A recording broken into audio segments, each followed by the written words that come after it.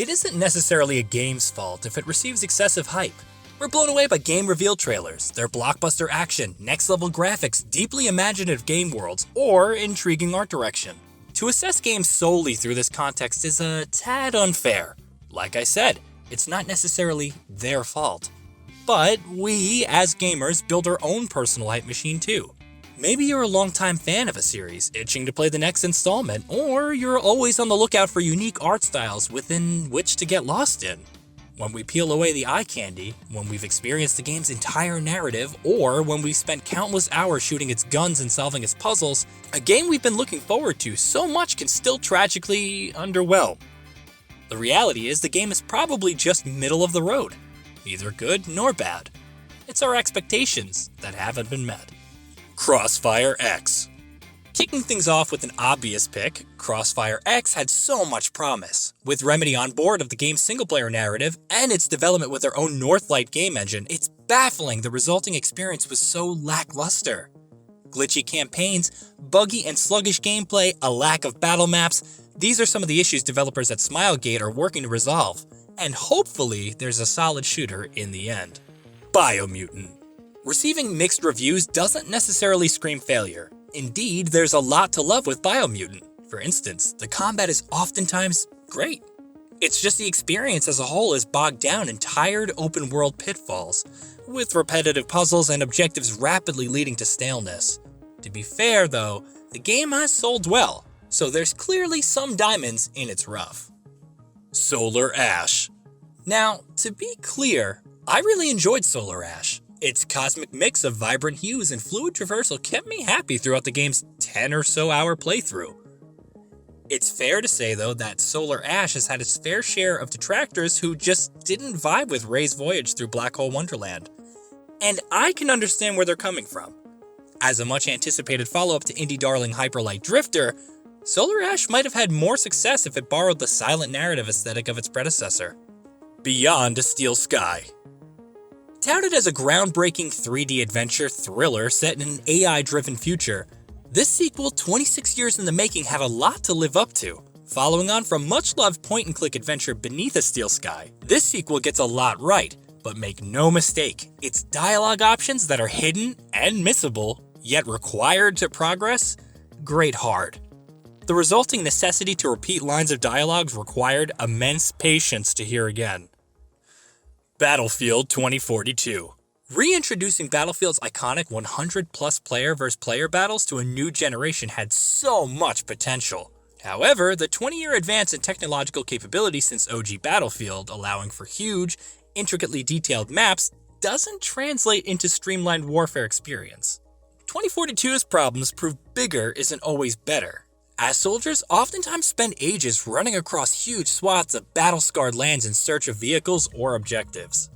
Grand Theft Auto, the Trilogy. What can we say that hasn't already been said about the shambolic release of the so-called remastered GTA trilogy? These iconic titles deserve better. Truth be told, alarm bells were ringing when Rockstar refused to show any gameplay footage prior to the trilogy's release. By the way, in which the original's release, charming, hazy aesthetics have been reworked into flat, cartoonish, and overall drab art style.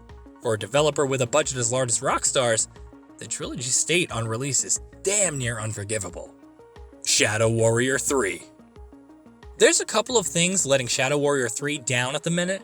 The gunplay becomes stale by the game's second half, and the series' trademark wackiness has been dialed up to 11, leaving it kind of unfunny.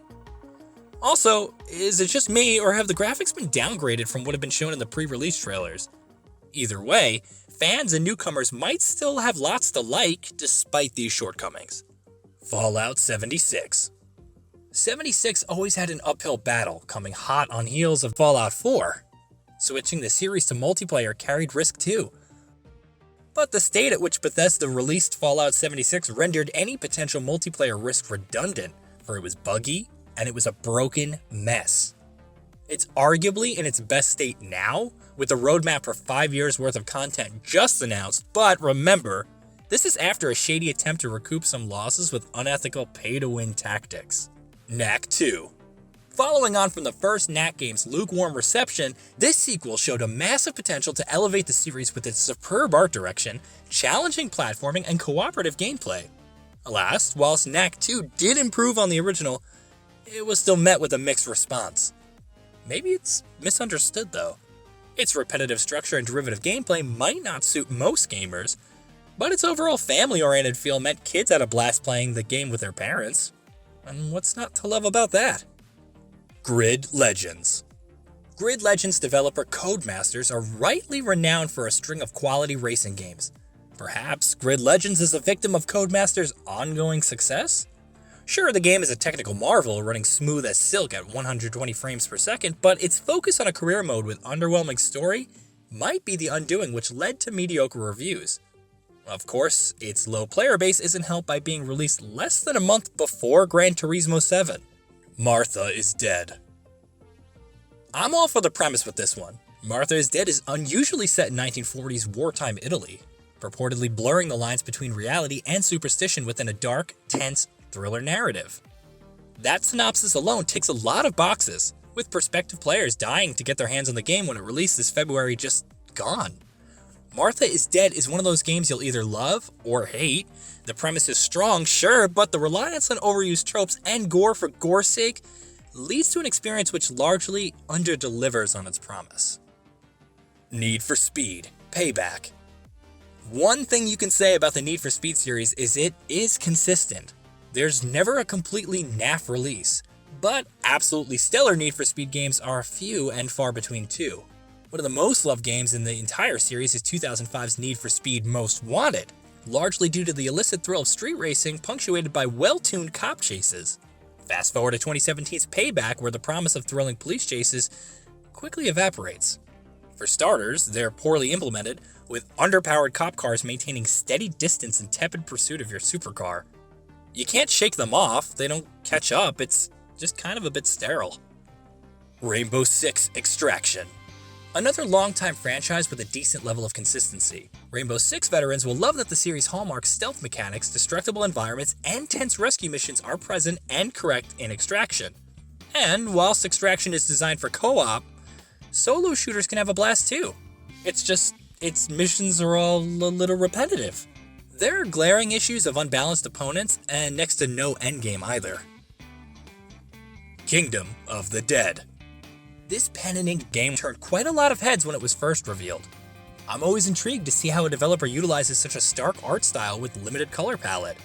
The blood red splatters adding much needed personality to the otherwise monochrome landscape, but elsewhere, Kingdom of the Dead's barren style is its own undoing. Too often, I'm plunged into pitch black, not for scares or necessity, but seemingly to fumble around until I realize I've gone the wrong way. Just a little more finesse in its clinical art style to match the exceptional speed and violence, and Kingdom of the Dead could have been sublime. Anthem. Shooting fish in a barrel with this last one, and I'm honestly grimacing whilst typing this because it just feels cruel to kick a game when it's already dead. People were honestly blown away by Anthem's announcement trailer. Its visuals, aerial combat, and white-knuckle exosuit fight traversal were seriously eye-popping. Even if you didn't play Anthem, you've probably heard about its technical shortcomings, its grindy mission design, and its underwhelming story. There absolutely is a solid game in here. BioWare knew this, and even put the legwork into rebooting Anthem with Anthem Next before shelving the idea after a year of development.